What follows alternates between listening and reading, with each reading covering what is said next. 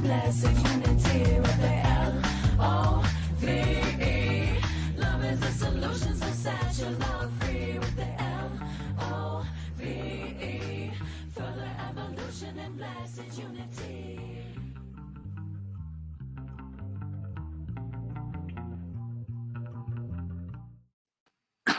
Good morning, self-lovers. Welcome back to the Self-Love Show. We are live tuning in Thursday morning at 10 a.m.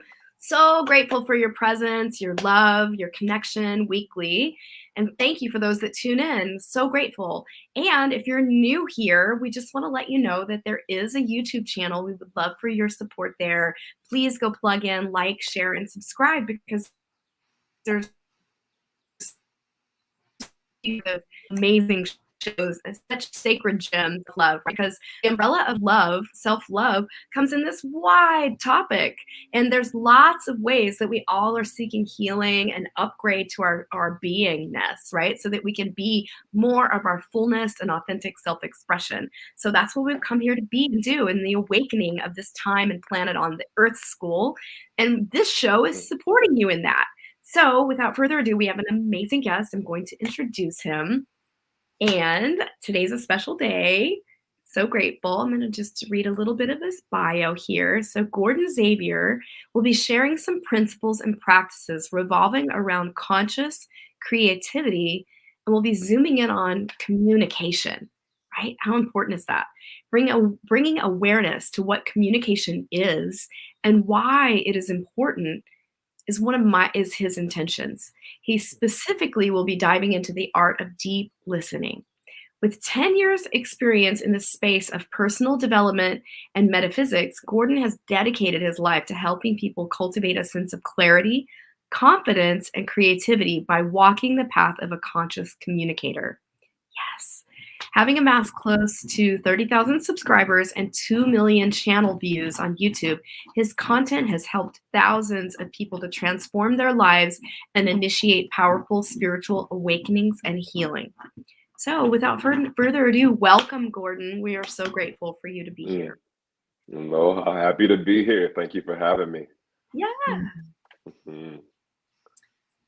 So Yeah. again, I warned everyone that it was some random, and while we were reading his bio, I was like, oh, there's this whole idea that I don't know about you too, but my feed on all of my social media is literally drowning in this masculine feminine dynamics, or the dominant submissive dynamics, and how people should be and how people should behave in relationship. I don't exactly see it that way. I don't think that, I mean, we can get into my theory later, but I don't see it exactly that way. I do see it based in communication, in listening, in attunement, in understanding, asking questions to understand maybe what Dawn's experience is, and empathy. So I'm curious if your feed is like splattered with all of that jazz, and what your thoughts on it are. Yeah, absolutely. I see lots of conversations, that are charged and alive, in relation to masculine, feminine polarities, and how do we navigate, in these, primarily masculine bodies or primarily feminine bodies. How do we dance and navigate and create win-win situations to where everybody feels like, they're on purpose and respected and loved and cared for. And I agree. It's a communication thing. I feel like a lot of, like, 99% of the dissonance that we experience in society is a communication issue, right? Simply put, somebody's talking too much, or somebody's not listening enough, right? Somebody's not speaking up, right? And someone's, a lot of people are challenged to hold emotionally charged topics or words, thoughts, perspectives, right? And so it's this game of, yeah, how do we hold space for the ways in which these energies want to move, right? Because there's, I look at masculine energy and feminine energy as uh, the ways in which the divine moves, right? That's just the way in which God manifests in this realm, right? In this physical realm, and um, you masculine energy without feminine energy can be destructive, right? It can be very narrow-minded and can miss out on uh, like the information that comes from the intuition, right? And then feminine energy without masculine energy is kind of just everywhere, right? It's very it doesn't have that structure or direction. So it's kind of like cup and water, right? You have cup water, you fill it up, and then it works, right? And so it's just a matter of getting these two energies, right, to communicate efficiently, consciously, so Mm. that we can, end up where we want to end up. Right. But Great. And there's a whole much more to say with it, Oh, but that's I'm the like, gist. oh, beautiful. Oh, Mm. Mhm. You communication like is that? so. You like that? For all of our listeners, I was just waving my hands, like fanning myself and fanning the two other people in the quote unquote virtual room here. I think that communication is very, very sexy. Empathy is very Oh, it's the sexy. sexiest. Vulnerability is sexy. Like when you stop.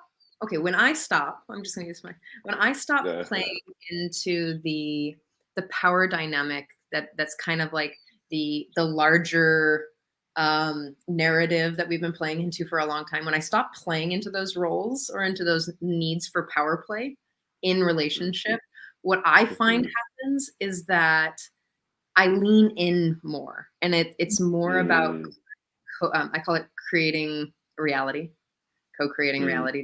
Let's negotiate reality, and it becomes I'm more curious about what Dawn's mm, experience is, or what Gordon's experience is, or what I'm more curious about how my beingness, I call it my ness, mhm, my beingness mhm, is impacting another person. And the only way mm, to do that is A, knowing oneself, and B, actually being curious about another person. mm, I mm. have something coming in the room who's crawling on the floor right now. I'm about to say, what is that? A ghost? What's going Well, on over you said such a powerful, like, there? twice you said the magic word, and I'm just gonna reiterate what you said, curiosity, right? Leading with Mhm, curiosity is such a great tool in communication, because absolutely. when we're open in our consciousness with curiosity, we're not going to hear through a filter or a lens of Right. that's closed, right? Because we're Mhm, curious. We're curious about all of us, all of our own expression and feelings, plus everyone else involved in the conversation also, which means mhm, it creates a pathway of clear connection, communication, willingness to mhm, negotiate that reality. I find when curiosity is present, mhm. it really opens the gateway to so much more expanded connection. Absolutely. Yeah. And this is the self-love show, right? And so, you know, I I've heard once that you can replace love with understanding.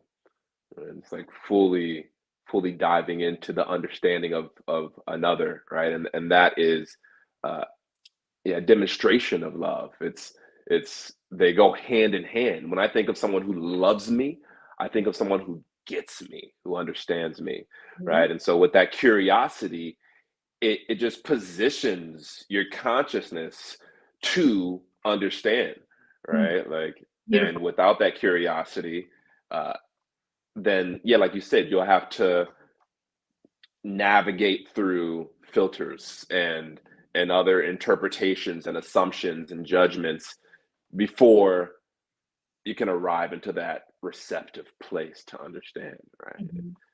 That's And huge. It's huge. that's what I get really like worked up about, these like women should submit, and they need to submit in this way, or surrender, Mm, or whatever, or mm, men should be dominant, or and they have to do it this way. And I'm often like looking at the spiritual and sexual scenes like, huh, this is a really interesting way of trying to build love and trying to cultivate communication or cultivate relationship. It's like an archaic version in my brain. I'm like, oh, okay, that's if that's what the relationship that you want. For me, my definition of love is the radical acceptance of what is. So can I show up in the moment to radically accept and love what is happening? Now, I don't have to be like, oh my God, I love it. I don't think that love is that limerent or obsessive, like wild version of dopamine and epinephrine. I don't subscribe to that kind of love. That feeling, that chemistry, because love is messy. I don't know. I mean, you're married, right? And you both are married. So like having these moments, you're going to be like with your people sometimes. And then it's still choosing that. So it's the idea for me of love is, and radically accepting what is and showing up in that space is like, oh, can I stay in compassion and love and empathy and curiosity right now, even with myself and with the other person's one or more, you know, and really lean into that without forcing them into like the without forcing Dawn into the lady box or the wife box or the mom box or forcing her into a role or forcing myself into a role or forcing you into a role. Do you know what I mean by that? Yeah, absolutely. I think, I look at love as a skill. It's a skill. You know, it's not just a vibration. I think it's definitely a state of consciousness, but it's a skill. It's a choice. I think I would be far less able to circulate love in my relationships without specific skills in my life, and those skills help us navigate and come to just reality, right? Like we can't create anything in a relationship if we're both living in illusion, right? And so how do we get to reality? How do we get our feet on the ground together? How do we get on the same page?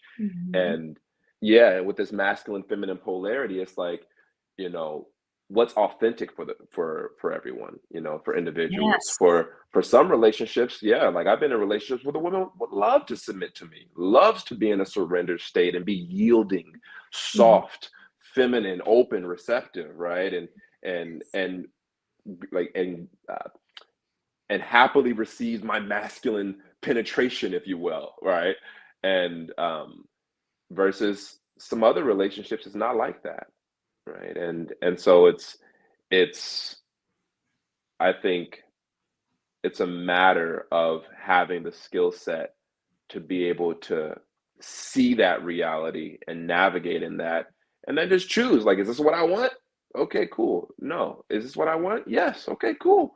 Right. But it's not necessary to, I think, lump every human being in a box, because we're all distinct creatures. You know, we all have our distinctions, and if we're going to create a win-win, I mean, there's a lot of people on the planet, you know, and so, you know, if we're going to create some type of synergy globally in the global community, then it takes an honoring of those distinctions, right, and knowing how to communicate and stay in your center in the face of those differences. Right? That's when we start winning. The two foundational principles in spiritual psychology are seeing the loving essence and hearing with the ear of your heart, hearing the loving essence. Because the truth is, we're all sharing in love, loving essence. We're one spiritual big connection. You know, our soul, we're all sharing in the oneness. So what peels away that place of perceived separation, right, is when someone is showing up maybe in a positionality inside the consciousness, which is possibly their egoic crystallized structure that is an outdated version of self, maybe rooted in identities or misidentifications from way long ago, and they're needing to break out of that, but they can show up in a strong position, and that's what creates that sense of separation. And so when we Mhm. really show up in a conversation that might be a harder conversation where we feel not connected, it's so good to lean in and practice. Just practice seeing the loving essence in that person. Practice Mm. hearing from the heart, hearing Mm. what they're saying from the heart. And these two skills coupled together really open the way to really healing some of the most difficult relationships. Like, it's Mhm. important to bring forward and work with the medicine of who is the most difficult relationship of your life? Who is Mm. that person? For me, it was my father. Mm. And so I had to work with that medicine of like bringing forward the crunchiest, most difficult times in my life and to really heal those places inside myself to upgrade my communication, to upgrade my Mm. communication with the other sex, because it mattered to me to better my relationship with my husband and my son. And in order to Mm. do so, I had to go back in the past and heal the places that were deeply traumatic, which was really with my father, my core karmic relationship that I came into this life Mhm. to heal. And so we all, as humans, humaning on the earth together, are leveraging this life for our awakening. And so we do that through our spiritual curriculum. We all are souls embodied here in human skins. And this is Earth School. We're here to learn and grow through the dynamic relationships we have with every person. And that includes the best relationships you have of your life and the more complicated ones, and all Mhm. the myriad mirrors of the ones in between, right? Because we're all Mhm. reflections of self. Mhm. And so that is so powerful, right? What I just said, we're all reflections Mhm. of self. So we're getting to see Mhm. aspects of ourself through others and come home to Mhm. places that might have been a rejected sense of self or not accepted sense of self. And how do we do that? We do that through love and communication and a willingness to meet them where they are, Mhm. regardless of what it is. And we do that Mhm. through seeing the loving essence and heart-centered listening. Yeah. Isn't that profound? Let's snap into that. Come on. Yeah, thank you. Thank you so much. Yeah, You know, absolutely.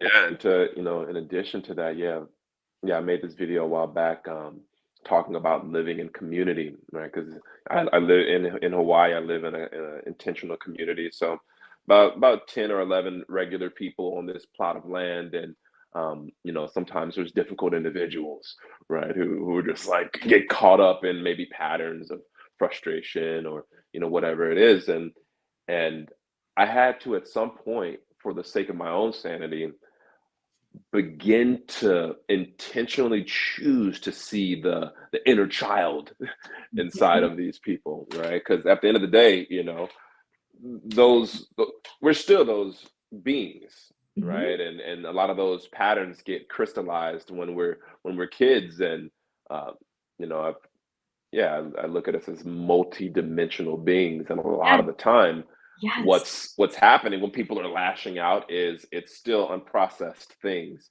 from uh, back then, right? And it's that inner child. So it's like looking at everyone through the eyes of compassion, the same way you would a child. Like a child's just here trying to figure things out, and life is it's a lot to figure out and to be present with, right? And so having that same kind of willingness to be slow and patient and compassionate with whoever it is, and if I don't have the resources to do that, okay, like acknowledge that, and just give a silent bow and back up. But it's choosing to look through a certain lens, and then on top of that, there's this phrase that one of my teachers, Dr. David Wolf, this man is like a master of communications, been doing this kind of work for about 35 years. And um, I've been through a lot of his programs. And one of the core principles that he shared with me in relation to living a conscious life is number one, experience your experience. Mm. Experience your experience. Don't avoid your experience or make someone else responsible for your experience, but experience your experience fully. And if all of us had a, a higher level of willingness or even a commitment to experience our own experience. Like just experience it. Don't do anything else. You don't have to do anything. You don't have to figure it out. You don't have to go write about it. You don't need to go. You don't need to do. Just experience your experience. Right. If we have a willingness to do that, then it takes a lot of pressure off the people in our relationships. Right. Rather than my dad doing something and I need him to change. I need him to change. I need him to apologize. How about instead I just acknowledge, I'm angry and I'm hurt and I'm sad. I'm gonna breathe into that and I'm Mhm. just gonna experience that until the energy settles, Mhm. right? And that alone, man, is a game changer. Yes. Simplifies everything, right? And I think that goes hand in hand with all of these what you were saying, with relationship and all the work, the dharmic karmic work that comes in reflecting in these relationships. Mhm. I'm committed to this idea that I've been playing with for the last couple years is that um, every thought and action and behavior that human beings do is a strategy to get a need met. Mhm. Mhm, And because I had this debate with someone who wanted to nitpick the word strategy the other day, I'm just going to mhm, clarify that it's regardless of whether it's a conscious strategy created or an unconscious strategy, it's the body and the brain's strategy. It's the soul strategy to get a need met that generally is created in early childhood. So Mhm. some of mhm, us grew up in really loving, some, many of us did not mhm, grow up in loving, supportive, encouraging households, especially living mhm, in this kind of distorted societies globally that we live in. Mhm. mhm, Um, and to come from this place of actually experiencing your experience takes the level of self-reflection of actually mhm, being able to hold the capacity to be with those feelings. So most of my practice is helping people get to that point is like, how can I mhm, be embodied enough to experience and hold and build the capacity to be with the feelings and sensations that are happening in our bodies Mhm. when we've been taught or maybe even like literally it's been beaten out of us to Mhm. feel to mhm, experience. And in that sense of like, oh my gosh, I feel grief or I feel overjoyed or I mhm, feel scared, and to be able to actively communicate that is mhm, it's like a huge practice. Mhm. Some mhm, people I'll invite to a sensation game the last 2 weeks have a really difficult time just be, or did I freeze? Oh, You're here. the sensation game is to what happened, what physical sensation is going on in my body, and then mhm, what emotion is happening. So the difference between. So it's actually embodying the feelings so that you can start to somatically connect what thoughts are being driven mhm, by, which it also gives you an mhm, opportunity to look at what your wants, needs, and values are. So mhm, if I can say, Gordon, my chest is tight and my rib cage is tight and I feel a gripping in my solar plexus and mhm, I'm scared and I'm angry. mhm, Your body is literally attuning to my language right now. mhm, Right. mhm. I'm not actually feeling that way. I just want to, Right. but your Mhm, body and your mind is actually attuning to that. And then when I say, I was scared because this thing, which probably maybe you stimulated something that I experienced in my mhm, past as a child or whatever. mhm, then then you have the opportunity to either ask questions, get curious, Mhm. or manage your proximity to my reaction, right? Mhm. And I think that this place is so helpful when you're looking at another person, when you're looking at a Yeah. person who's another, another mirror of you. It's like, oh, this person's strategy to get their needs met through anger or frustration or yelling or throwing stuff isn't something that I can participate in, and I need to like back off. Or if it's like, oh, they want to get, I can lean into really understanding what they need right now. What's Mm. like their strategy for connection isn't my strategy, but can I lean in? Um, Mhm. yeah, the piece, can we talk about a little bit more about the piece about learning oneself in communication? Because even though what I also find in some nonviolent communication spaces is that it becomes sort of a manipulation tool, and Mhm. that it can, um, and that it like knowing one's agenda through communication. Can we talk about that? Mhm. Random. Yeah, yeah, for sure. I think so rephrase that last part again. You said, yeah, what you just ended with. Yeah, rephrase the question for me one more time. Let me hear Okay. it again. Um, I'll just generalize the question for both of you so that Uh-huh. is there talk to me about or just banter away about how maybe one could develop some inner awareness skills to be a better Mm. communicator, like to look at their own maybe Mhm. strategies to get their needs Mhm. met or agenda to get their needs Mhm. met, and how like to be more communicative about my agenda, like, oh, I'm gonna ask Mhm. about going to dinner because I'm hungry, instead of being like, hey, I'm Mhm. hungry, I go to dinner, like, Yeah, knowing, absolutely. being honest about it, something about that. Mhm. Yeah, yeah. I think there's a yeah, a bunch of different ways, but I personally think the most effective way to really gain that self-awareness as a communicator is container.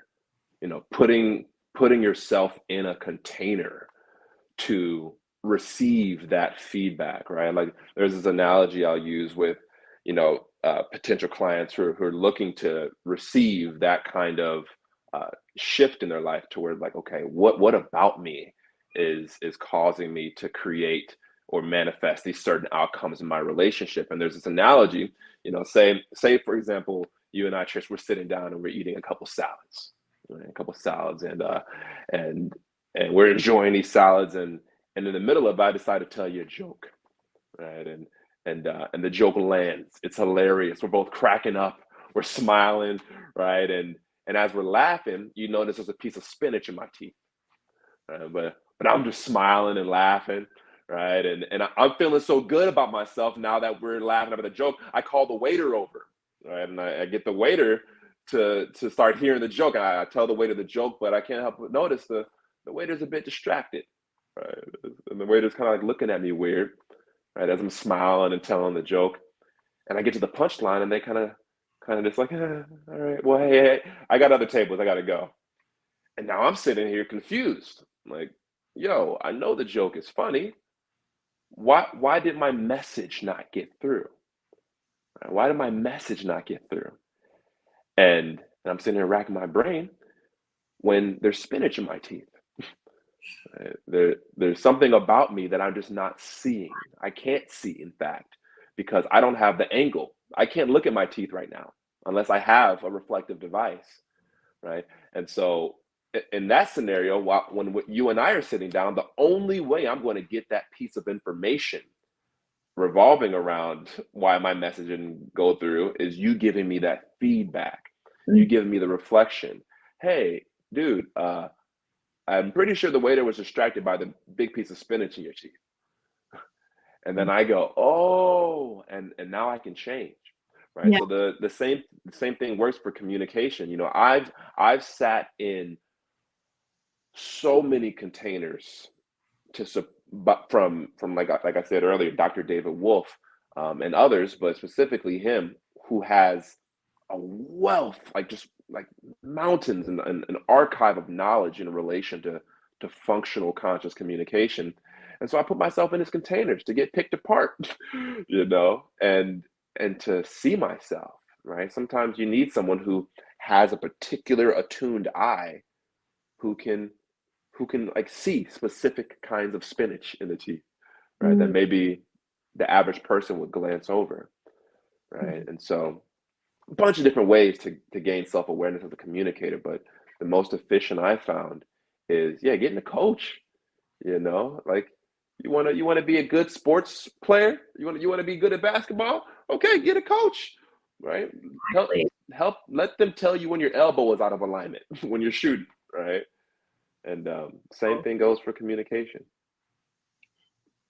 Beautiful. I really, really support what you're saying. Is absolutely true. I know I have grown leaps and bounds in my communication style, my deepening of my listening, which is everything in communication, right? And like our whole show is based on listening, and that was one of the opening things you were bringing forward was listening. And so I can honestly say putting myself in a container has exponentially created exponential growth in my communication Mhm, style, my language, it has upgraded every relationship I have from mhm, personal, my most important relationship with my husband, and then rippled out in every fashion, my child, my husband, and then mhm, work relationships. I mean, everything, because the outer proceeds from the inner. mhm, So the inner is what creates the outer in our life. And it's the unresolved emotional material, which is our curriculum, that comes forward through our relationships and the lens of relationship. And so it's an opportunity to deepen in that and get to hold in it where we're not rejecting it, not accepting it. We're really meeting it with openness so that we can dissolve and complete it so that we don't have to show up and recreate these relationships that aren't serving us anymore, mhm, or mhm, really a reflection of the past or a mhm, younger part of ourself, our younger years being recreated through our now relationships. And when we do the inner work through having a coach, then that's the work I do is help people untangle from very challenging things, really deep intergenerational trauma pattern work, really at the core of it. And it can really change one's life exponentially because you no longer are struggling against these unresolved parts. And guess what? When you lay that down for good, everything in your life changes. When you're wanting to radically change your life, start doing radical inner work. mhm. Absolutely. Mhm. Yeah. Yeah, it makes me think of when I first started on this path of doing my inner work, there's this phrase that came to me, and it goes, whatever you conceal takes the wheel. Haha, so true. Oh my god. Uh-huh. And whatever you reveal and feel, you heal. Gorgeous. Uh, right. It makes me think of, yeah, there's this quote by Carl Jung where he says, um, until we make the unconscious Conscious. conscious, Mhm. it'll run our life and It we'll does. call it fate. Mhm. And when I first said that, I was like, damn, I was just like, whoa, Mind-blowing, right?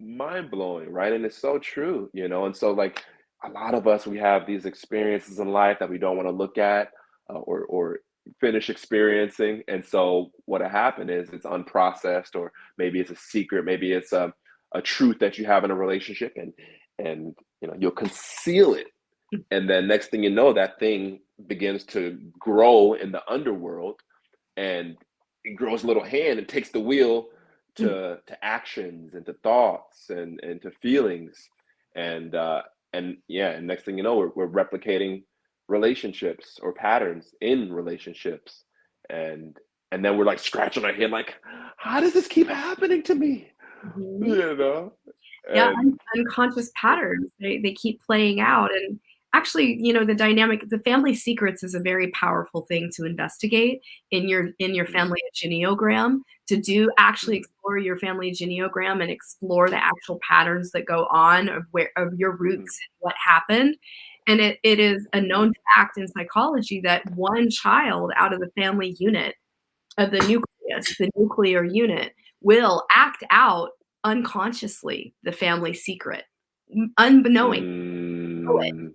They won't even know it, Wow. but it's that profound and known in psychology when you really explore this, that one child, when I happened to be that child in my family unit, I was the one to act Mm, out the family secret, not knowing it. mm, Later, when I really dove into healing my curriculum deeply through graduate school, I became very aware that it was like, "Oh my god, these are all my father's secrets." mm, Then it all became into the light, and I didn't have to act those ways, behave those ways, be that role, play that role any longer because it's healed in the family dynamic, mm. intergenerationally. Profound, Woo. profound, life-changing, Oof. full karmic history of the ancestors before me, and life-changing for Mhm. those that come after me, which they won't have Yeah. to play out those dynamics, which gives them, Mm, freedom in their mm, consciousness to be more of who they embodied to be, mm, mhm. which Woo. matters on this planet, Mm, matters to leave a mm, legacy, to give an opportunity for better, cleaner everything for every person participating here on the earth, right? mhm, It all matters. Every bit of inner mhm, work we each do matters, mhm, matters. It's so important. And it takes a village. We all need to yeah. be doing the inner work to better ourselves, to Mhm, better our loving, to better our connection with source spirit, so that we can fully be in the light of who we've come to be. Activating the core essence of who we've come here to be, our spiritual knowing, our entelechy. Because just like my gorgeous teachers Ron and Mary Holnick share like this beautiful information around the acorn. That acorn is like it carries the entelechy of the oak tree, mm, right? But that acorn comes here knowing its roadmap.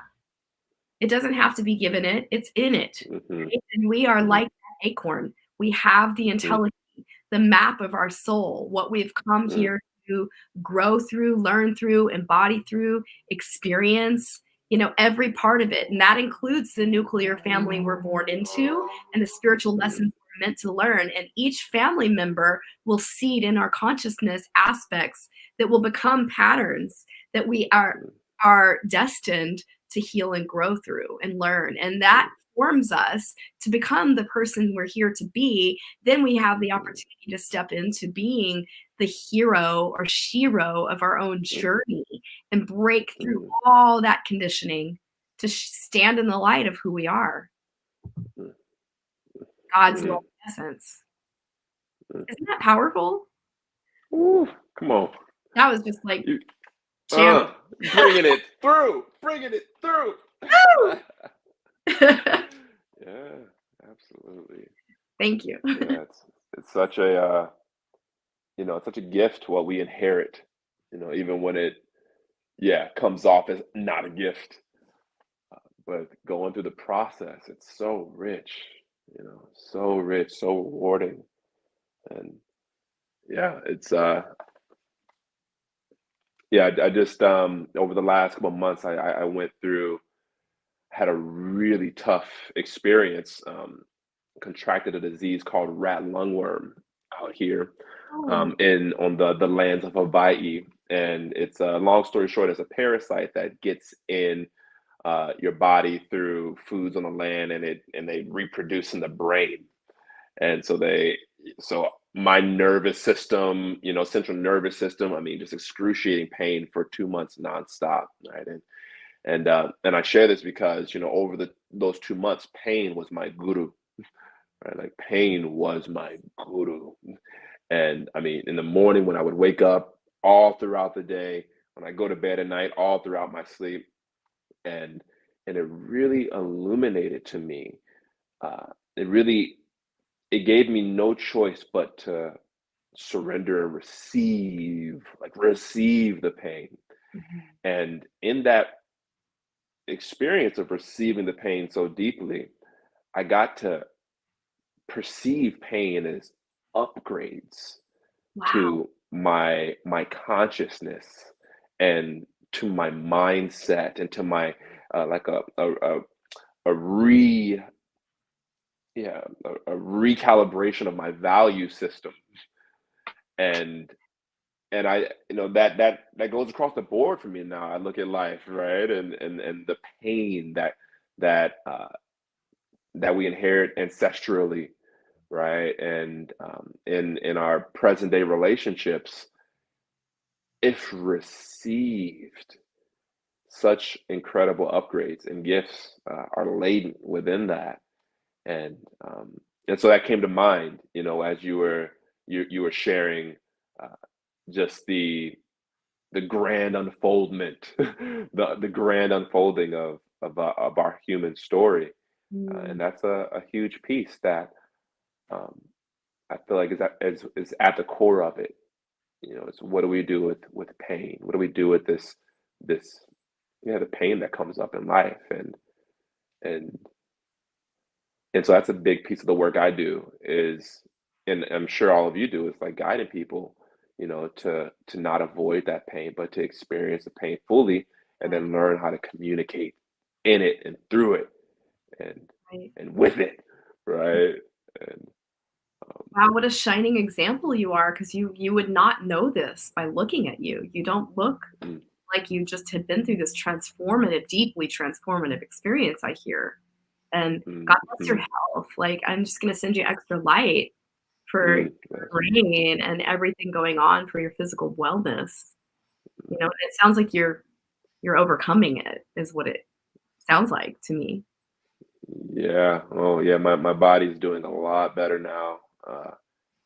It was Yeah, it was by far the most excruciating pain I've ever experienced in my life. It's Holy like cow.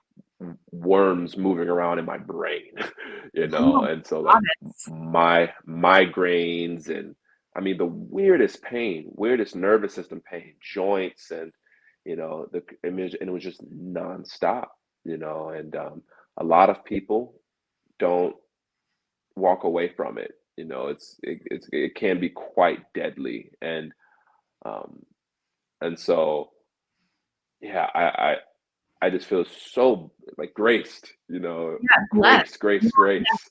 Miraculous. Is Uh, you experienced a miracle in your healing. yeah, for sure. Like a lot of people, I mean, this was a month ago that my final migraines really stopped, but a lot of people for years experienced nervous system damage, afterwards, and I thought I was going to have it. Like my left arm was really messed up like for weeks afterwards. I couldn't even like open a doorknob with this hand, or open a water bottle. Oh, And and goddess. uh and and just the other day I did for the first time 10 pull-ups. Since then I was Yes! like, hey, it's coming back. And so Mm, yeah, super graceful. And it I'm was upgrades. Well, it was upgrades. I'm so And so grateful mm, that you've like you found the help that you needed. I've been watching your journey, like and I loved what you said about pain as an upgrade. And one of the things that has really helped me recently is to look at not pain as this negative thing, but pain as a sensation yeah. and an experience. So losing my dad this year, I've had a lot of Mm, death, sort of like there's grief was a theme or is a theme in my year this year. mhm, And mhm, it's taught me so much that if I don't judge it as negative, like this idea of pain as being like a negative experience, if I don't play into the good, bad, negative, positive thing, if I don't play the duality, if I just am like, okay, what is here now? And it really does look like an upgrade in that. The things that I aha'd with without that filter of this is a negative experience and I'm trying to get out of it, I was like, okay, I'm going to lean in. I just was like, this is the swimming pool. I'm just going to jump in. And everybody that I've ever met. So I used to date someone who also had severe migraines, and the experiences that he would share, like these psychedelic, profound experiences that he would share after having a migraine. Like sometimes he would be like, I'm like, you're tripping right now, like full on tripping. Mm. And that when he would just lean into them instead of fighting it, I found that it's hard to actually nail down some of the lessons, and maybe you can speak to this a little bit. Mhm. But it's hard to to nail down some of these really amazing lessons that you get from leaning into and experiencing your experience, right? Coming back into that place that you Mhm. shared earlier. It's like, can you hold as much pain as you can pleasure? Like Mhm. spectrum of sensation and experience. Can you hold that? And can you be Mhm. with it and whatever is happening in the moment? Can you just be there? Pain it teaches you so much. Talk about surrender. Talk about Yeah. being acceptance. You know, like Mhm. I was laid up in bed with a knee injury, and I thought that I would never be able to hike or dance again for over a month. Mm. Move. And I was like, Mm. I don't know. And how much of my identity was wrapped up in me being able to hike and dance. And I was like, okay. At a Yeah. certain point, I was like, all right, I've got to accept this moment. Like I may never dance again. Mm. I remember this. And I could do this, and I Mm. may never be able to do these things. I may need surgery. Like there was just like these conversations, and I was like, okay, can I just be here with it? And luckily, after I accepted it, and after I Mhm. leaned into it, I found a practitioner that was really, really profound for me. A man named Isaiah Fleischbach, who's just phenomenal. And a 220-pound guy who's 6'8", walked from my hip to Mm.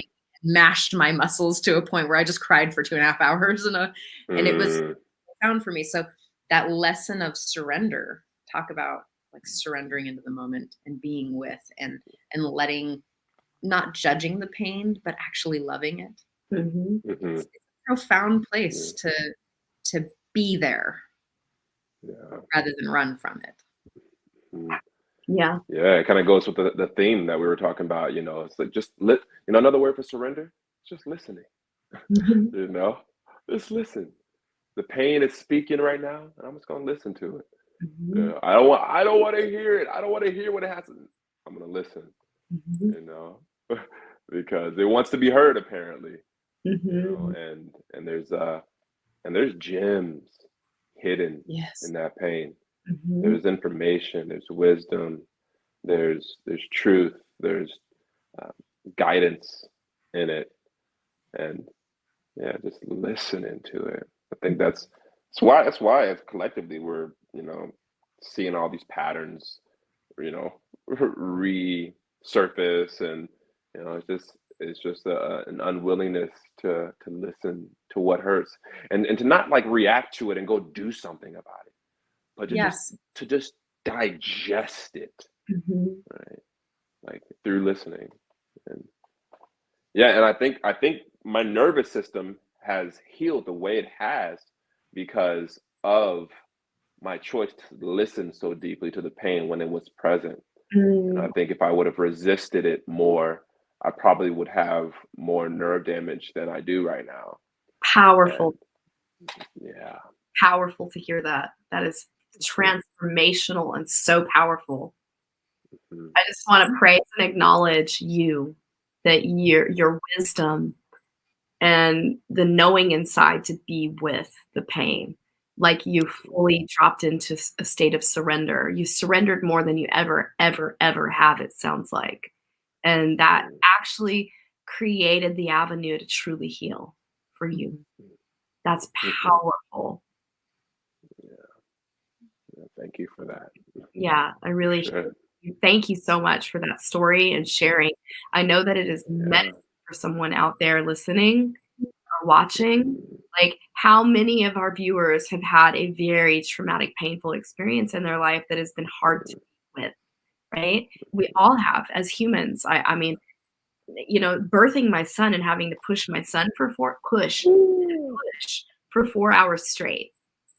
Like, normal pushing is usually just a short moment in time and the baby's out. I had to push for 4 hours. That was not including all the laboring that took place before. So that was medicine for me. It taught me so much about the state of what it takes to surrender. That was like a powerful vortex of a learning opportunity, and it was the most craziest pain I've ever experienced inside my body. Like, all I could do was be with. I couldn't focus on anything except breathe and be with. Mhm. Yeah. So Wow. it's your experience is different. It was migraines in your head, and mine was birth portal. But all in all, we're talking excruciating pain, right? And Trish too, Yeah. for me, that excruciating pain, right? And it can be like a fire. We're being forged in the fire of transformation through that experience. Mhm. Yeah, like how you put that forge in the fire. Oof. Childbirth, that's a whole other level of Woo! I thought about childbirth so much actually I bet. when I was going through Rattling Worm because I mean, I'm like, so like this is pain. Like it had me just contemplating pain, and I'm like, well, what other painful experience am I? And I thought about childbirth. I'm like, oh my god, like yeah, it's a whole another mind, body, spirit recalibration through such vulnerable parts being involved in Oh, that painful process. Such vulnerable parts, And so, yeah, we out here, just oh bless. and it's a catalyst. Huh. Pain can be a catalyst to the next stage of our evolution, and it sounds like it was that for you Mhm. completely. Yeah. So, speaking of surrender and surrender to listening, I'm wondering if you might want to take us through a little process around conscious communication and listening. Yeah, absolutely. Yeah, this is yeah, there's not many things in life I enjoy more than sharing these tools. Because I know the efficacy. They work. They just work. It's nice to find something that works. And I'm yeah, gonna before.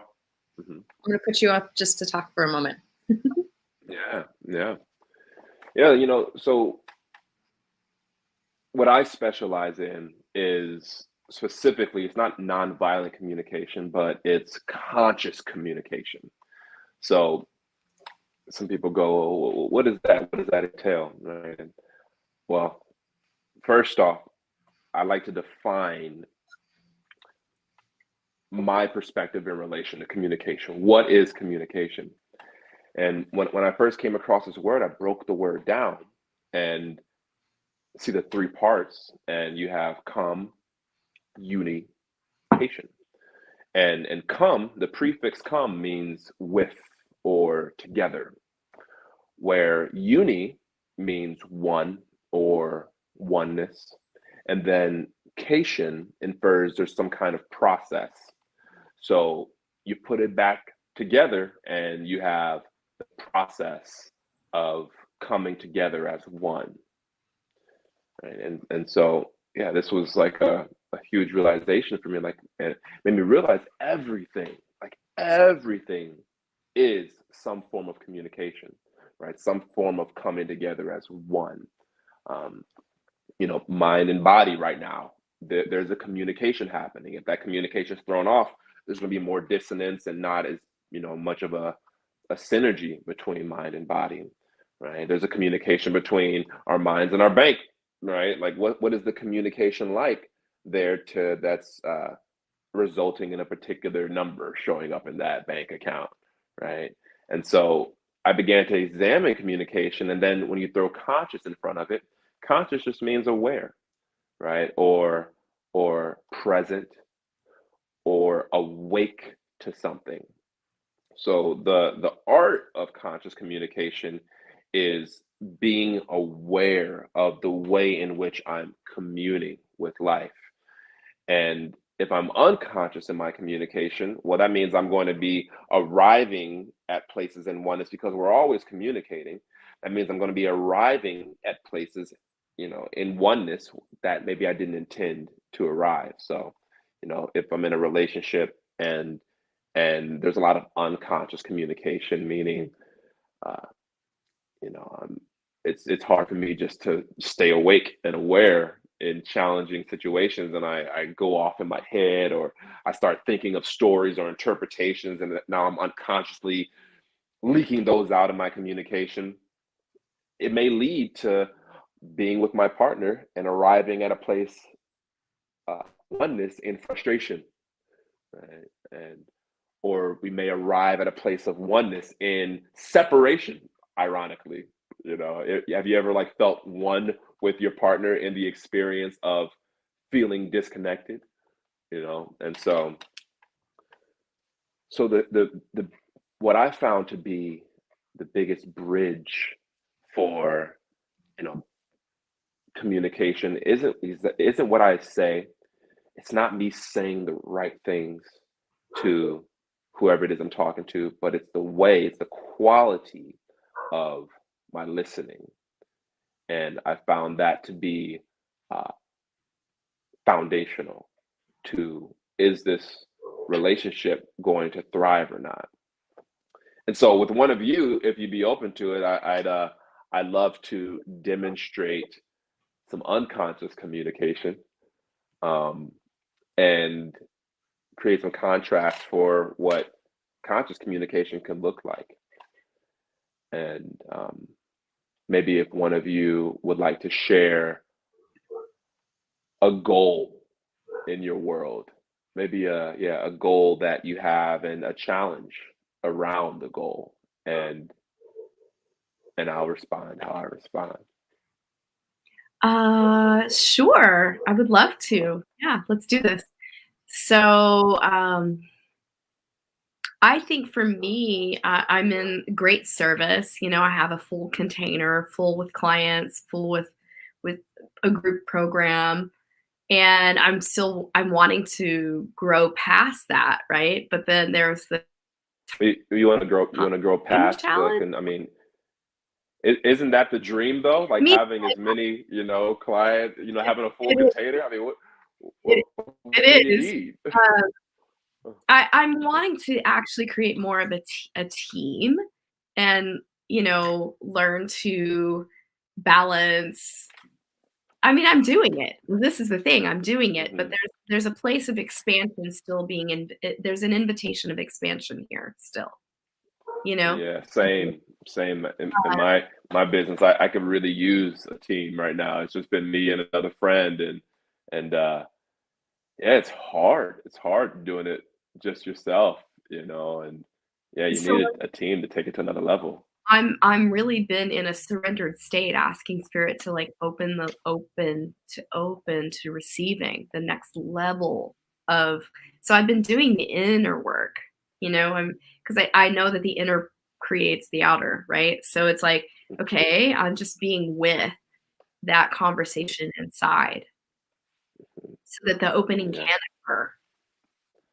Yeah, I can tell you're doing the work because you're glowing. You got that glow going, and And, and I'm also in it's acceptance and content with what is. It's not that it's wrong or bad. It's not. It's great. Do you know what I mean?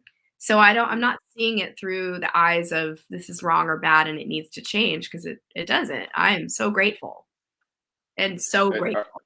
Do you know what I mean? is most of yeah, is most of your work that you do, is it like online, or you do with people in person, or It's all online. huh? Wow, so you get to reach people from all over the place.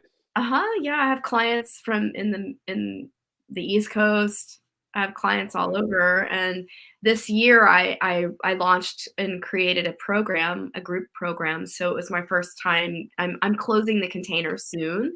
I have a few more weeks left, and to wrap that one journey up, which is so exciting and so juicy and amazing. And the women are getting powerful transformation. I mean, the transformation going on is really mind blowing. Like, that is Mhm. the thing, and so I'm so excited because I'm launching again. I'm doing a 4-day Sovereign Queen activation coming up August 15th through the 18th, and so that is coming. Well, and so do you make a lot of videos that that speaks to people, or like how do you like, That's the yeah, thing, make those it's like, where connections? do I find the time to do all the extra things? That's the place where I have been struggling, is because I'm full in my container of what I'm doing.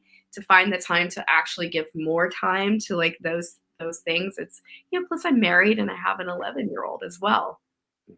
So it's full plate. Oh well, I have full faith you got it. What you've done thus far has been beautiful. So yeah, it's all going to unfold perfectly. Yeah, it is unfolding perfectly. Uh-huh. Yeah. All right, In cool. We'll pause divine there. We'll, we'll, order and we'll pause. timing. What'd you say? I said in divine order and timing. Yeah, Mhm. beautiful. Cool. Thank you. Thank you for demonstrating with me. And yeah, I'll ask you. So, like in relation to my responses to you and how we were communicating, like what'd that feel like to you? It felt good. It felt centered for me. I felt like I was communicating from a place of clarity and Mm, honoring my experience simultaneously, and mm, really being conscious of my language around how I spoke about mhm, it, so that it mhm, was honoring my experience and welcoming more. Like, mhm, it was really important to speak from a place of gratitude for what I have, mhm, and to experience the growth edge, and knowing that it is growing and evolving, and that I am expanding mhm, mhm, how I serve. uh-huh. So it was like very just a kind of a present experience for you, present to what was wanting to come up for you, and you have the yeah, you were guiding it out in a way that just felt clean for you, Yes. and whilst at the same time being open to being in dialogue with me and uh Mhm. and yeah. And so yeah, I experienced you as definitely in a conscious communicative space. However, me, I wasn't necessarily I'm not going to say this is, the wrong way to communicate or bad or any way, but I was uh, doing something called road blocking, right? And so what road blocking is their reactions or responses to the expression of another that can, in a way, stifle full expansion of what you're expressing. It can keep you from going deeper and further with what's alive for you. And so you may have noticed when you were sharing a bit about your challenges, one of the things or a desire you had was to build a team, right? To like to expand your team. And my response immediately was going, "Oh yeah, same here. Man, it's just me and my friend right now, and it's hard. It's hard for me to I build a did team, notice. to right. And whilst that's like not that's pretty normal actually in day-to-day conversation. However, I left your world and went into my world, Mhm. and that took a bit of the momentum away from the train of thought that you were on, Mhm. right? And there was other moments where you presented like, oh, this is somewhat of a challenge here, and it's still like emerging, and you're still digesting. And rather than being with you in that, I started praising you. I was like, oh well, you're glowing, and and what you've done this far, and the inner work you've done. Oh, you got it, right?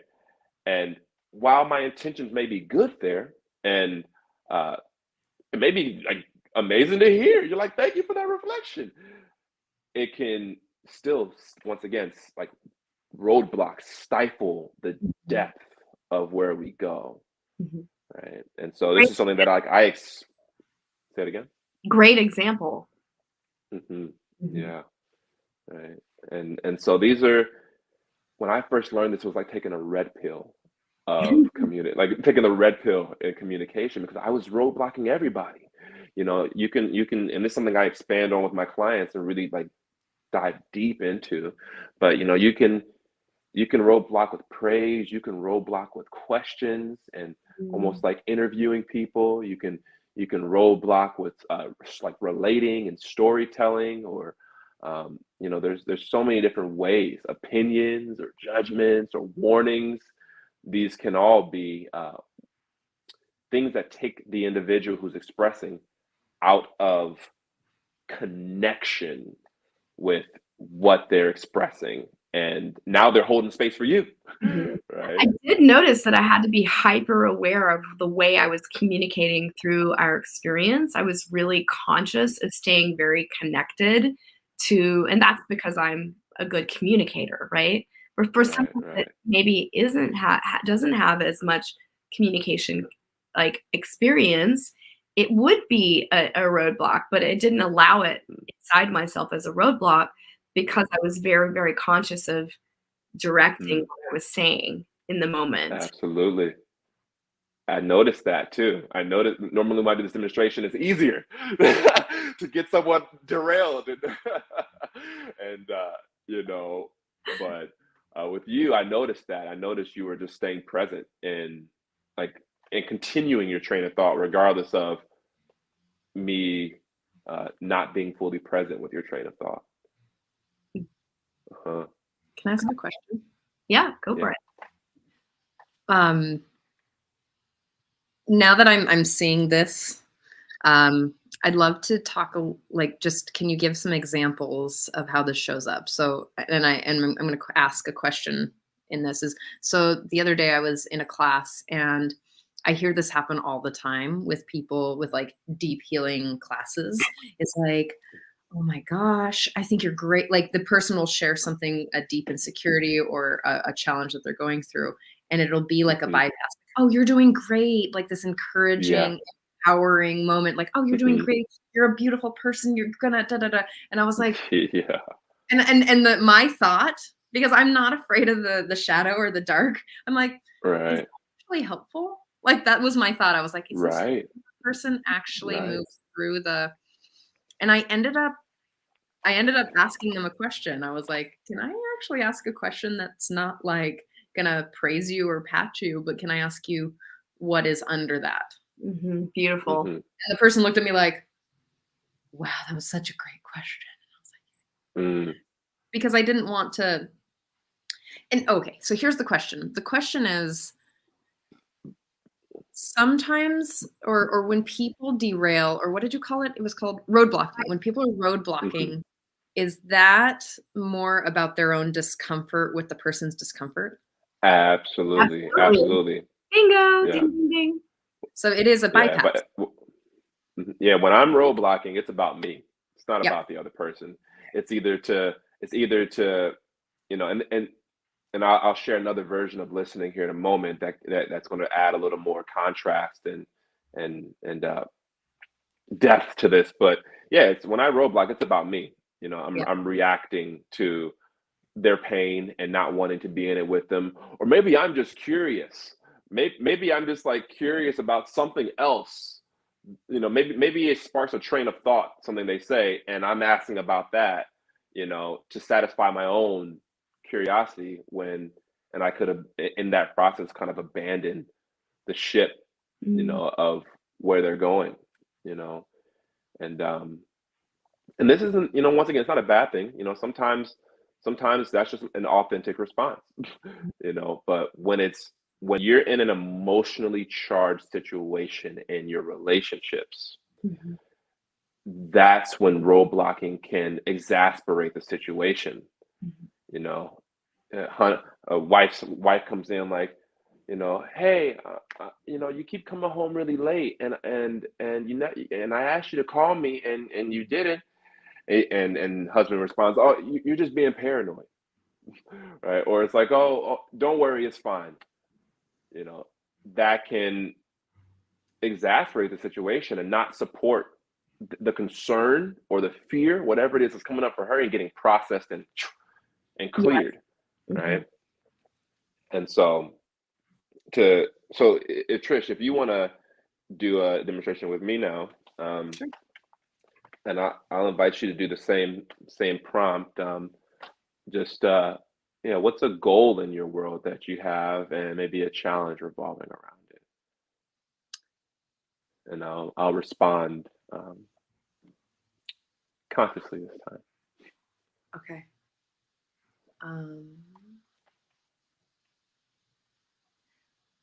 Like, how far out do you want this goal? I have a lot of them right now.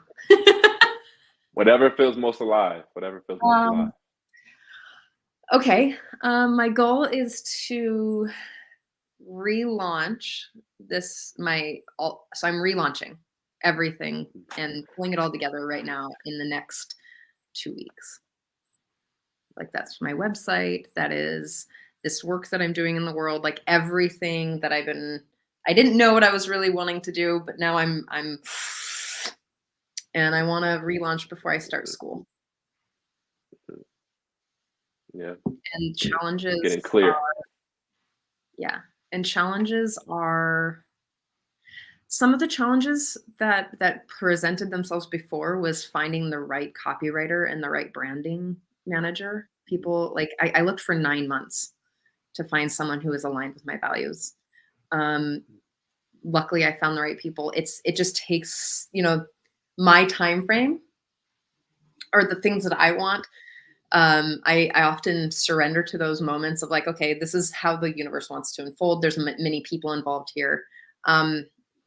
So I'm not, that's not really a challenge. And it's just a leaning back into the great big back support. The challenges for me right now look like my attention span. One of the challenges is that I lost my medication that helps me focus, and I have no idea where it is, which means that I'm extra squirrely. So and that it's like it's so challenging. Yeah. You have to like practice patience with yourself. Yeah. I'm extra. Yeah. I'm like, okay. There's a lot of, I'm like, how did I get there? How did I go from doing this one thing and then all of a sudden I'm who knows what it is that I'm doing? And I was like, is this necessary? Can we go back here?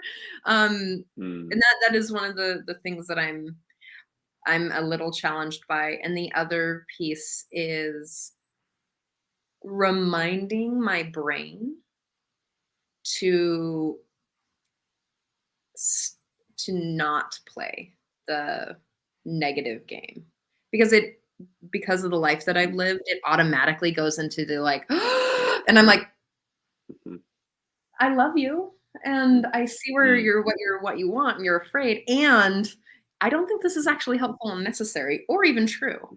And so there's because of the attention span thing, it's coming in more often because I'm not as focused. That I'm. Yeah. It's like when you're in that state where your mind is a little more squirrely, you can see this like gravitational pull almost towards worry and like kind of wanting to go in that negative direction. But I get you're like in this meditation, this practice of calling it back in to your center and staying like graceful and focused. Like it's a deeper focus practice for you, with your mind right now, and optimism. Well, it's not. I wouldn't call it optimistic. Because I love to be with what comes up. So even even if it's real like upset or fear, or I'm constantly leaning into that, like, ooh, there's frustration. That's what it looks like. I lean into that. It's more I don't know. There's a difference between the programmed fear around money and time and commitment, around investment in self. Like there's some program, like social program there, Mhm. and some poverty stuff in my early childhood. Mhm. That's like Mhm. it's like an inkling thing right back here Mhm. that I know isn't helpful. Like it actually doesn't help me go anywhere. It's more like I can hold this like underlying program and consciously say, okay, has that helped in the past? Is that actually where I want to be in the world? Can I hold the discomfort, which lives here, like the pillar of my solar plexus to about right here, and it kind of feels like like a rug burn kind of feeling. You know what I mean? Mhm. And I'm like, Mhm.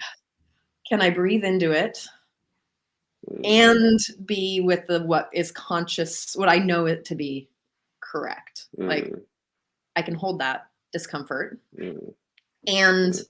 and know that I can get lost in that, get caught up in it, get Mhm.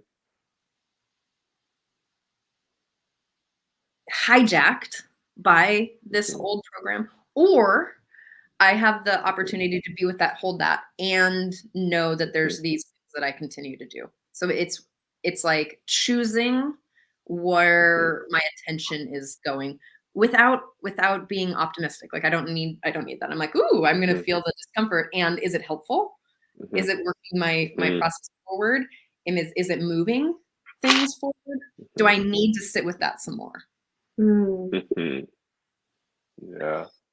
That's I get you as in curiosity, you know, you maintain the curiosity, and yeah, there's this attraction that you have towards what's going to support you in growing, you know, and so you stay open to what's present for you, even despite it being, you know, like, oh, is this programs, or is this, you know, is this something I inherited? There's like curiosity around it, and you're willing to just be with it and digest it, and use it and take it forward with you if it's, you know, if it's supportive, and or leave it behind and let go of it if it's not, you know. So you're, yeah, practicing being in that at that choice point, you know, and remembering, like, that's where I live. I live in the choice point, as opposed to being like a trash bag in the wind, just swept up yes, with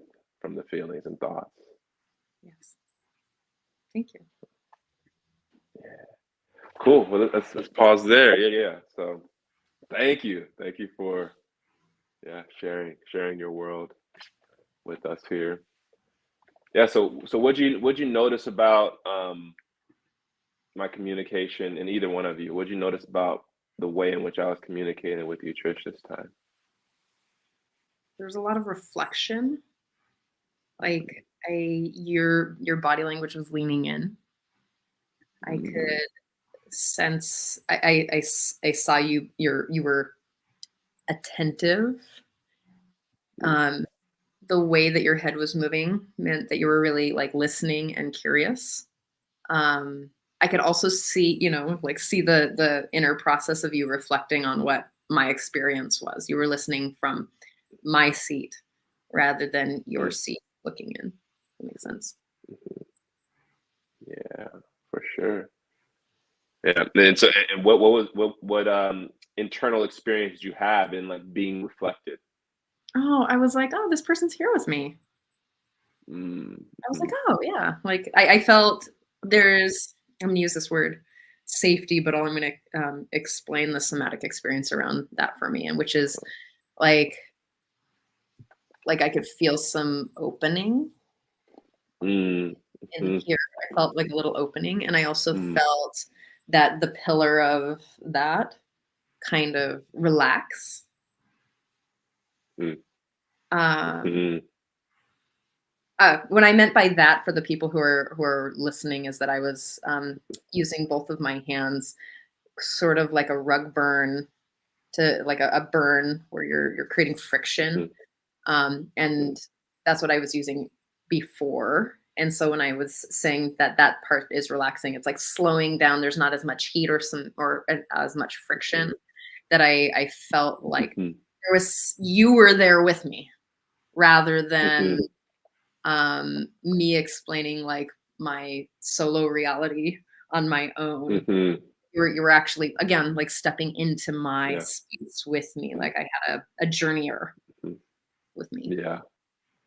Yeah. You weren't alone in your experience. Yeah. Yeah. Yeah, for sure. Thank you. Yeah, here is like, yeah, you felt heard, simply put, like heard, received, seen, felt, uh, supported in experiencing your experience.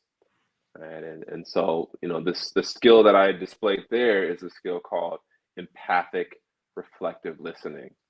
Mhm. And so what this skill revolves around, the basis of this skill is people don't care how much you know until they know how much you care. Bingo. And people don't care what you know. They don't care how much you know until they know you care. Right. And so how do we display the like that we care? By listening, Mhm. right? And hearing another. And how do they know that we're with them and we hear them? Well, first off, yeah, body language. You see I'm leaning in, you see I'm making eye contact, I'm present with you. And then also I repeat back to you what I felt and heard from you, right? And this isn't like roadblocking where I leave your world to go into my world and share what I think about your world. I didn't share anything that I thought about her world, right? What I shared was when I spoke purely on what I perceived and felt her to be experiencing, Mhm. right? And what was taking place in her world. And what this does, there's so many different incredible benefits to doing this, especially in closer relationships. But one, it just creates depth, right? Like you said, you felt an opening kind of happening in your heart space, right? Where it's like, I'm safe. I can let more of me out here because he's not giving me advice. He's not telling me what I need to do or shouldn't do. He's not like concerned with himself and telling stories about his life. It's like, no, there's space for me here, Or right? trying to And fix it. what do you say? I said, or trying to fix it. Right, right. I'm not sending a message like, oh, we need to fix this. Like, no, it's like your experience is perfect. Exactly. There you go. Right, and it's valid. And Mhm. so this is a game changer in relationships, especially when there's charge, because first off, just in being heard, it's like sometimes when there's, yeah, intense turmoil in a relationship. One of you said something earlier about everything is uh an expression of a need, right? And another phrase I have is everything's either an act of love or crying out for love, right? And so when there's emotionally charged situation and it's intense, just simply reflecting back what you hear, and it can be as simple as, yeah, I get you're pissed right now. Yeah, I get you're feeling sad. You feel hurt by what I did. Mhm. It can be just that simple, right? And the part of them that's seeking, like, oh, I'm crying out for love, will get nourished in just being heard, Mhm. right? It's like being heard is like life air Mhm. to many people. A lot of people. I work with people that have never experienced being heard the way that I've heard them in our conversations, and it's like life air.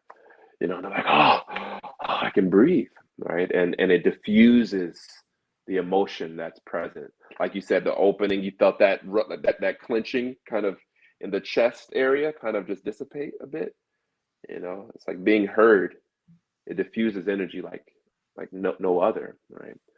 Um, and then also, yeah, just depth. It supports like a train of thought and going deeper and deeper and deeper, and you really get to know somebody, and you get to know yourself in like seeing their reflection self-realized through this, right? Yes. So There's a big space around validating someone's experience. I don't know, many of us don't have this validation. Like we're taught like, oh, you used this term dissonance before, that, you know, oh, I like this thing that society tells me that I'm not supposed to like, or God knows, it could be just a lot of different like conflicting beliefs and thoughts and feelings. And to have someone validate your experience, like, oh, you're really pissed right now. I see your body shaking. And to have them actually like not try to be like, oh, but you're gonna be great. It's good. You just breathe through it or whatever, you know, Right. just to have someone validate, like, yeah, I see the pillar, I can hear it, is so profound. To be with someone's discomfort, just to be with them there, like, hey, Yeah. without needing it to shift. Oh, I love this tool, Yeah. thank you. Yeah. Yeah, absolutely. And it's speaking of self-love, what is self-love besides just like having that coherence with self, right? It's like, oh, I'm experiencing anger right now. Okay. I'm going to allow myself to be with anger. I'm going to validate my own anger by just allowing myself to experience it.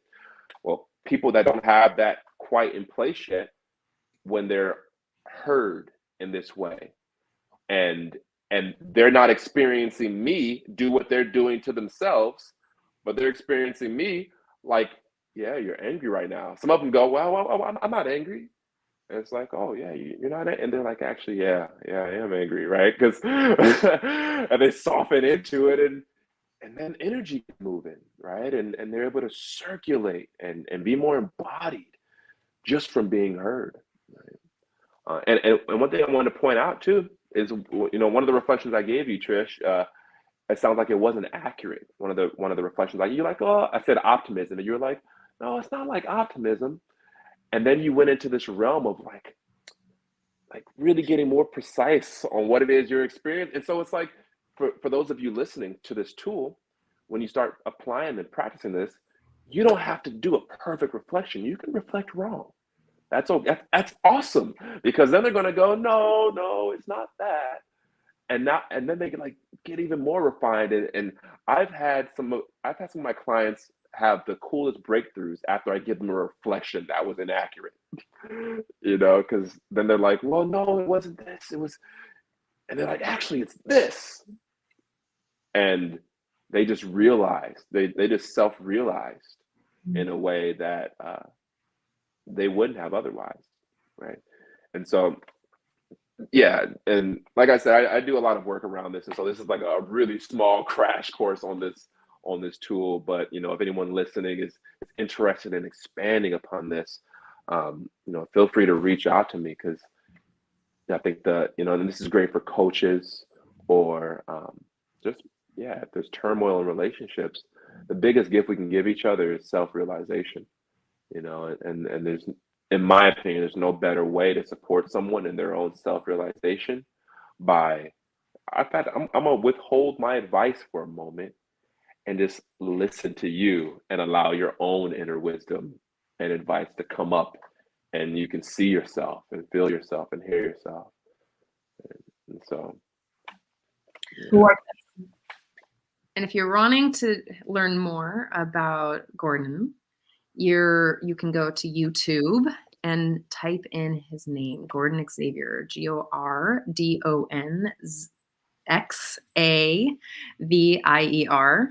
You can also go to his website at www.evolvethroughlove.org, or schedule your session at calendly.com/Gordon Xavier, and you can schedule there. Thank you so much for your time, your love, your attention, your listening. Yeah, absolutely. And You can't spell evolve without love. Yes, and your devotion to communication is beautiful. I really want to praise and acknowledge you there. It's really, really great work you're doing in the world. Very, very important. Bettering everyone's life because of deeper communication. Who doesn't need that, right? Like, Yeah. woo, yes. I take as much of it as I can get. Yeah. I can see how much you've poured yourself into this learning, deep learning, and it's beautiful. And may you just exponentially shift many, many people's lives because of it. I'm very proud of you in that way. It's great. I celebrate you. Thank you for your celebration. Yeah. Lots of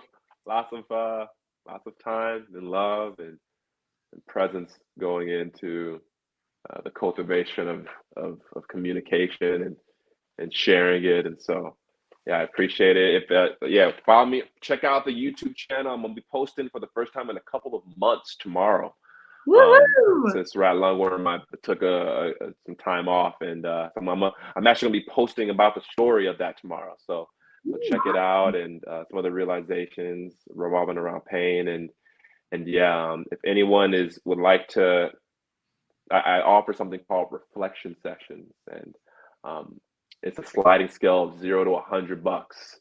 So it's the initial one is a sliding scale from $0 to $100, and it's receiving the gift of reflective listening. Maybe there's an area in life where there's a lot of anxiety and dissonance or lack of clarity, and through just reflective conversation, we ground and create clarity and coherence with that area of life. So would love to connect, and I'm so grateful to you, beautiful souls, for holding this space and showing up every week for your community, so people can get tapped tapped into themselves and clear and fill up the well, to where it's not just a well where you're digging up to give it out, but it's a fountain now, overflowing. And so keep on filling folks up. I feel filled up in y'all presence. This is how it started, is that, a free resource for people who can't afford therapy or coaching. Yeah. That they can actively choose and keep walking for their journey towards,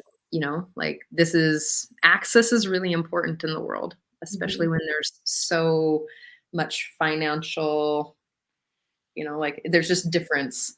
So anyone in the world can get on the YouTube or the Apple podcast or Spotify. And this is our volunteer project. This is a lot of money and time goes into making sure that people have access no matter where you are or what you're doing, or if you can afford it or not. Like this is the piece that drives this show. Thank Thank you for saying it. Wow. Yeah. Yeah. Thank you for your generosity. Oh. It's what drives us. It's one of the things that Dawn and I talk about a lot, is like how it feels like a pillar of like whatever we're doing in the world. Thursday mornings we're going to show up, and it's just for sure. And then it's like what are the like a heartbeat? Well, yeah, like a heartbeat, or like when the pillars that hold buildings up. It's kind of like that. It's like these moments where we drop in no matter what's happening in our lives. I'd love to hear a little bit about what Dawn's bringing in. Aw, thanks, babe. Well, it's exciting. Come join me August 15th through the 18th. If you're a beautiful woman that is seeking to deeply upgrade your relationship, right? Because it's like really learning to look at the lens of how you see yourself in your relationship. And, if you've been experiencing any type of issues, if you've been in a long-term committed relationship, or if you have a long-term standing pattern with being in relationship, but experiencing the same patterning, right? And you're ready to bust through that altogether and dissolve it for good so that you can have the relationship you really truly know you deserve and are worthy of. If you're ready to experience this and experience more of yourself, more of what you truly want in relationship and this deeper exploration, I'm hosting a 4-day free Sovereign Queen Challenge. And it's really an opportunity to explore the core reason why patterns show up in relationships altogether. So I'm going to be teaching on this. I'm going to be giving away prizes. I'm going to be doing spiritual activations daily. And it's just a really deep opportunity to explore how you are in relationship with self and with your beloved. And even if you're not in relationship, but you're longing to be in partnership, this too is a place where healing can take place. And I will open the doors. I'll talk about my program and then open another launch of my program, which is evolving. It was a 9-week program. Now it's a 6-month program. So it's very exciting. It's called Unleash Your Sovereign Queen. And so the 4-day activation is an opportunity to experience me and experience some healing and get a lot of juicy goodness out of it. And the women that participated last time said that it was a profound experience. They have so much learning, and every day is jam packed with good information and a great takeaway, plus amazing gifts. And I'm going to give away one spot to my program for free. So please come and join and participate, because it's a great celebration of my life's work poured into this gorgeous container, and all the learning of being married 20 years, right? This year will be that amount of time for us together. And healing really deep child abuse patterning and rejection pattern with my father. So it's a deep interwoven of how to lay down intergenerational trauma patterns for good. And even if you haven't been in really traumatic experiences, there's still such a way to really work with your personal spiritual curriculum, no matter what it is. Like, these are real tools and skills I will share, because it's all embodied graduate studies work that's all woven in. So deep spiritual psychology woven in with my own personal life learning and journey. And here you are experiencing the Sovereign Queen challenge and activation. So we would love to have you. It's a deep, heartfelt journey. It took me 6 years to birth this, and here I am. So I'm so happy to be in service, and I'm so grateful to Spirit for all this time, devotion, and energy that has taken me to arrive here. And I'm just beginning. So it's so exciting. So please come join and get the activations. I have added that link down below. You should be able to get that. And Dawn, I'm taking Dawn's course. It's amazing. It is a lot of deep, intense work, and you get a lot out of it. The women are growing like phenomenally. It's amazing. People are just like, oh, wow. They had so much spaciousness created last night, even, that I was like, wow. Thank you, Gordon. Thank you, Dawn. I adore you both so much. I adore you too. Thank you for your time and your energy and the years of study and work on yourself, because this is how you get to show up. And thank you for continuing to do your work on yourself, because that is just how it works in the world.